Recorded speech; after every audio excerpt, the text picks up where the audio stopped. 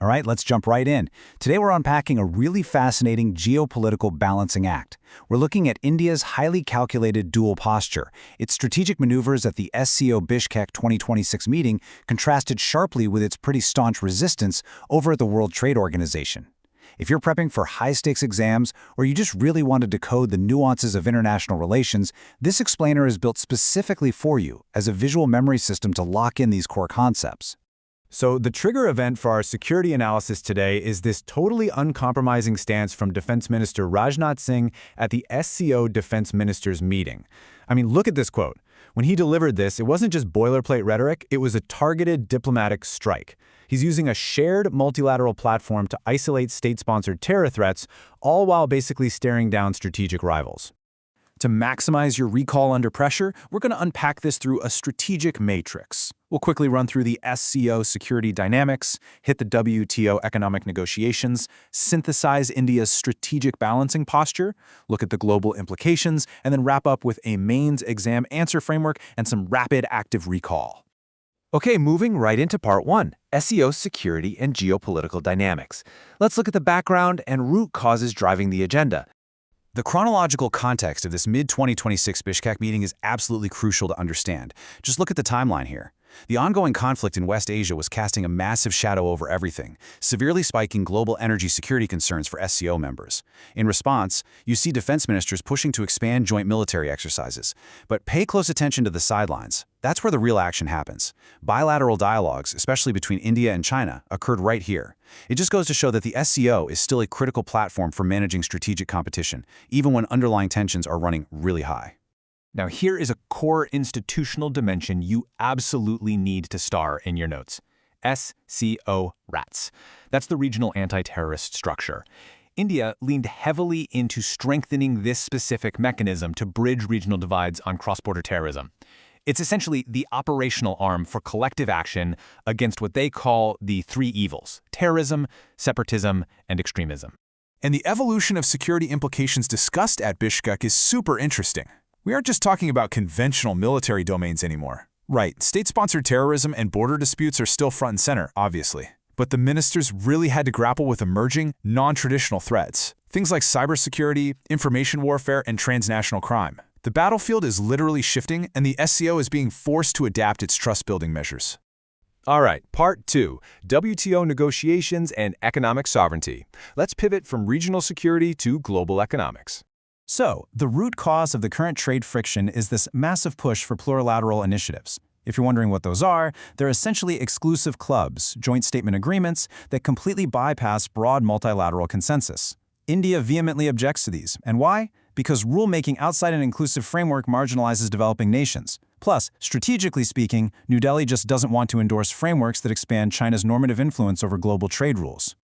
The big takeaway here is that India's posture is heavily, deliberately defensive. They are prioritizing domestic frameworks over globally binding rules that they see as uneven. For instance, they're resisting China-backed rules on industrial subsidies because, well, India needs to preserve policy space for its own domestic manufacturing. Think PLI incentives to support MSMEs.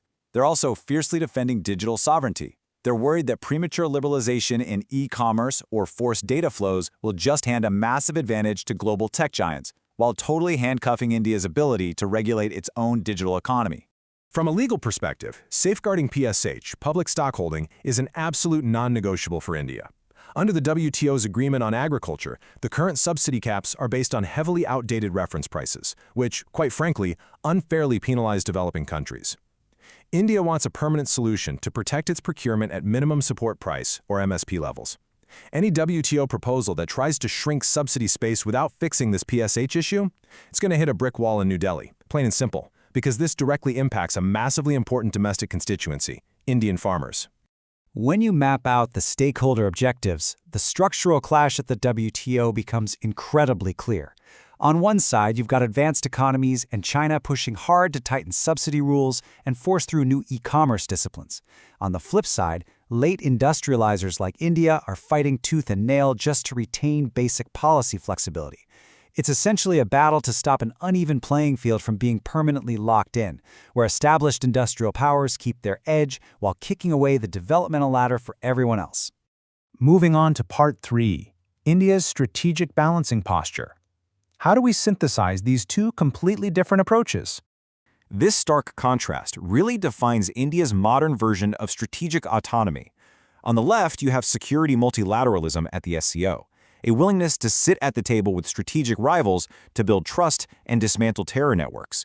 But then on the right, you have economic protectionism at the WTO, aggressively resisting asymmetric agreements. So, India leverages multilateralism for security, but deploys calculated defense for its economy.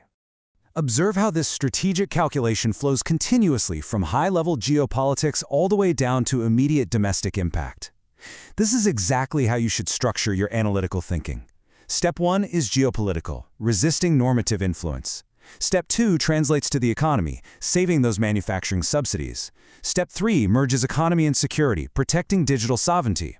And finally, Step 4 is the ultimate endgame, shielding domestic farmers, startups, and MSMEs from unfair global competition.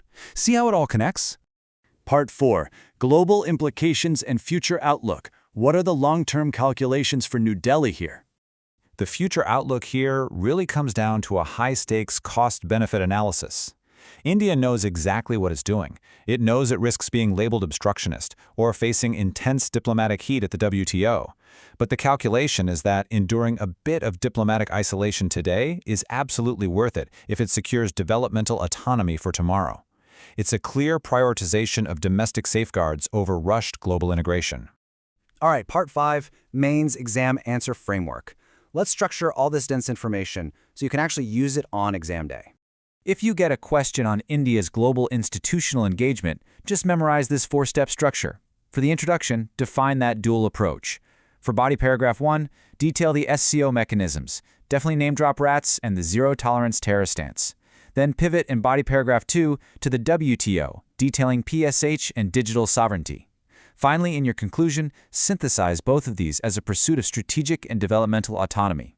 This framework forces you to connect regional security directly to global economic governance, which is exactly what examiners are looking for. Finally, Part 6, Rapid Revision and Active Recall. Let's lock this in. Let's run through the absolute core facts. Lock these into your memory right now. The 2026 SCO meeting was in Bishkek. The focus? Joint military exercises.